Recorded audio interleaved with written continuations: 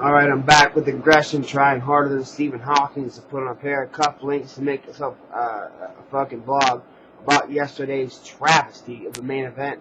Got bitch glasses on, I'm hungover as fuck. I was expecting myself a good main event. I thought Chael had easily Anderson Silva's number. I think he does. I think he has his number. I just don't think.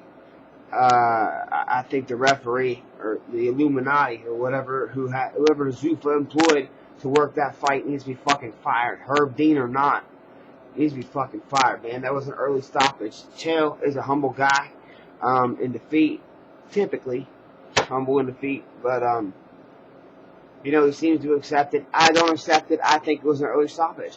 I think that he grabbed Chael's shorts. Is a penalty, and there was no penalty called. There was no foul called. There was a bunch of shit that just went wrong. It wasn't Chael's night. I understand that maybe Anderson wanted to pull off a W. I understand this. I get this. But the thing that really grinds my gears is the problem is that Chael's a better fighter. When Chael wants a double, he'll take a double. We will see a Chael Anderson 3. There was an early stoppage. Period. He had a good knee to the Chael threw a ridiculous spinning back fist. It was fucking ridiculous, and he paid for it. He fell on his ass like a dipshit, and Anderson capitalized on the fucking silly, stupid fucking spinning back fist that Chael threw on a striker, the best striker known to mixed martial arts today in the UFC, and paid for it with a knee to the solar plexus. However, I do think that Chael could have recovered. I gotta take these off. I look too much like close in there. Anyway, I'm hungover. I'm hurting. I don't want to hear any bitching. So I'm done bitching. The rest of the card, Griffin retires Ortiz, and that's about the end of that. I mean that fight. There's no controversy there. I don't see any. You don't see any. No one sees any because there isn't any. I know there's a lot of Ortiz fans out there. Let me give you guys a better view.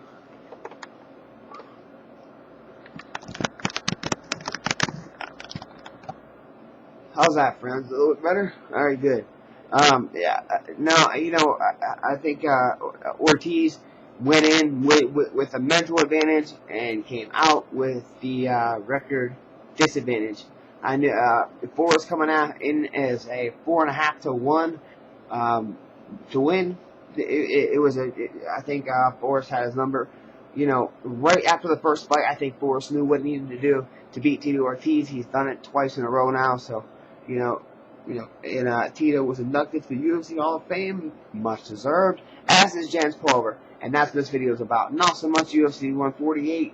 Already watched that. I already bitched about that. I'm done with that. I can't believe that's how it went down. I did call, however, to my boys. I'm looking at my boys last night. I'm like, it's gonna be a flash KO. Man, it's gonna be a flash KO. It's gonna be a flash KO. Something's gonna happen. Something mean's gonna happen. And I got a big Anderson Silva for one of my friends, a big Anderson Silva fan, and he said flash KO's coming. It's a coming. And he sure as shit right his vein. There came. And I also called on Twitter Anderson Silva for the win. So props to Anderson for beating Chael Sonnen for the second time, the number 2 middleweight in the entire world. Number 2, not number 1. I got to get my emotions in order. It was such an emotional battle back and forth. Everything about it was an emotional battle. The smack talk, I break your face, man. That shit. It was an emotional fucking battle through and through. Everything was an emotional battle. So it was hard to differentiate. Who's skilled going to beat who's skilled. I thought Chael wants a double leg. He's going to get a double leg. He wants to strike. He's going to strike. Look at the first match. He outstruck Anderson easily. It was, to me, a no-brainer. I thought Chael Sonnen was going to win that fight. I really did. And then, but my heart said, just because, not because of, the win streak, and not because of who Anderson is, not his persona, not about this media, frenzy that they call Anderson Silva. I call him a fighter, and no more. I call him a fighter, and that's it. And I just predicted Anderson Silva for the win. Here's the tour for the inaugural UFC 148 party at my house. That's how we roll. Yep. Got beers over here, half open beers. Oh, what do we got here? Yeah, I mean, shit. This little TV. We went in the bedroom. Door right there. That's where we watch it in. That's the kick it room right there. The hallway leads to the kitchen and bedroom area. We watch in the kick it room. I love my kick it room. That's where I kick it. So that's where I get down. That's where I kick it. That's where I lay some pipe. So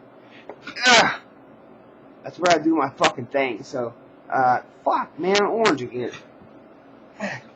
I'm telling you, man, these large type rope cans are fucked up. Let's talk about the future of MMA. You know, where it's going, where it's led us, and where we're at now. Jens Pulver. Yesterday, we saw UFC induct Tito Ortiz, the Huntington Beach bad boy, a.k.a. the People's Champion, into the UFC Hall of Fame. However, we did not see Jens Pulver, the king of the lightweight division, the king of defending your titles, the king of the saying, whereas you're not a champion until you defend the belt, which he did. You know, he came up with all these things, and he's being, gratified. How? Where's the gratification for Pulver? Where's Jens Pulver in all this? Jens Pulver is a world-renowned mixed martial artist. He's like Chael Sonnen, known for his submission weakness, but he's been working on it, and he's been doing pretty good on his last few fights. Listen, man, it ain't all about the UFC. It's about MMA. There are other organizations out there. You need to check them out, because if you don't, then you're missing the fuck out. You're not really a true MMA fan. You're just a UFC fan. And to me, UFC fans, that's like saying, do you still call it Ultimate Fighting? Do you still call MMA UFC? You need to fucking change your mindset and get the fuck out there. Watch some Bellator. Fuck it. Turn on MTV2 and watch some fucking Bellator. If not, then fucking order Showtime and go watch some fucking Strikeforce. It's the same goddamn shit, only kind of like the minor leagues. Kinda. I'm just saying, the people out there that judge saying, like, UFC, it's not all about UFC, bro. It's not. Any fighter will tell you that. Any real true fighter will tell you it ain't all about the UFC. It just isn't. It ain't all about the UFC. Other news, let's move along. Faber and Barral, which was originally Faber and Cruz, got moved to UFC 149. The next card, they will be fighting, not sure where, but they will be fighting in, I could bounce it up real quick. Fuck it. I'll bounce it up for you real quick. 149 will be held in Calgary, Alberta, Canada. It seems like it's going to be a Canadian card, and it's going to be July 21st. So, yeah, we got 2 weeks till that card comes. And let me tell you something, that's a bum-ass card. That's a butt-ass card, if you ask me. The co-main event features Tim Botch. But it does feature Hector Lombard as well, so you never know, Matthew Riddle is on the main card. I mean, come on, guys. Really? Nick Ring? I don't like to look at this card. Don't buy this card. Take a look at it for yourself, UFC.com. You don't want to fuck with that. The main event, wait till next day, Fucking look it up online. Watch that shit online. I wouldn't buy it. Fuck that. There's no way. You wouldn't catch me buying that. A fucking porn shop. Wow, that was a super gay joke, man. I'm hungover. The shit's all fucked up. It's time for a hangover beer. It feels so good. Anyway, all in all, I think Jens Pulver got skipped over. The things that he's done for not only the sport, but for the UFC, the things that he's done, it's almost like post-fruiting. He's been skipped over. He was an announcer for WEC for quite some time, until the UFC was vanquished, because Dana White, UFC is a monopoly, So, they vanquished Jens' job, and, there goes Jens Pulver. Not for me, man. Jens Pulver's still alive and kicking. He's still fighting. He's still doing very well. So let's see what happens with his future. I can't wait to see him back in the UFC. He's doing radio for not BJPen.com, but it's like something fucking tough radio or some shit. I'll get you the link before I post this up. But yeah, I'm not pleased with UFC 148 only because it was an early stoppage. I mean, watch the video, guys. Just watch the fucking video. Watch the video and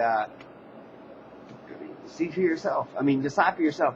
This is my opinion, and maybe it's a little bit biased. Call it what you will. I call it an early stoppage.